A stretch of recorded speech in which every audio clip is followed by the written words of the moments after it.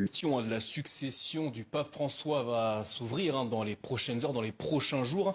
On va voir s'afficher à l'écran trois visages. Il s'agit de celui du cardinal guinéen Robert Sarah, le cardinal ghanéen Peter Turkson ou encore le cardinal congolais Fridolin Ambongo. François Mabille, est-ce que le successeur de François pourrait être un de ces trois hommes? Oui, bien sûr. Je dirais qu'ils ont des profils différents, bien évidemment, mais rien n'empêche que l'un des trois soit effectivement élu pape. Vous savez, le processus qui s'ouvre et qui en fait s'est déjà ouvert il y a quelques semaines, voire quelques mois avec la maladie du pape, c'est un phénomène d'évaluation, un retour d'expérience. Qu'est-ce que ce pontificat a produit? Quels sont ses effets positifs? Quelles sont ses limites?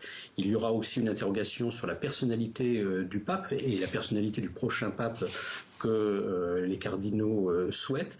Avantage et inconvénient d'avoir un pape venu d'Amérique latine, comme avantage et inconvénient d'avoir eu avec ses prédécesseurs des papes européens. Et puis bien évidemment une réflexion sur le contexte international. Ces dernières semaines, le pape était empêché, il n'a pas pu parler finalement depuis l'élection de Trump.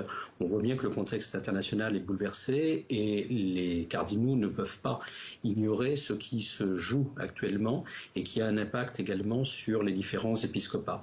Donc c'est à partir de ces évaluations-là, et puis bien évidemment des prises de parole lors des congrégations générales, que peut progressivement un candidat ou un profil se dégagera.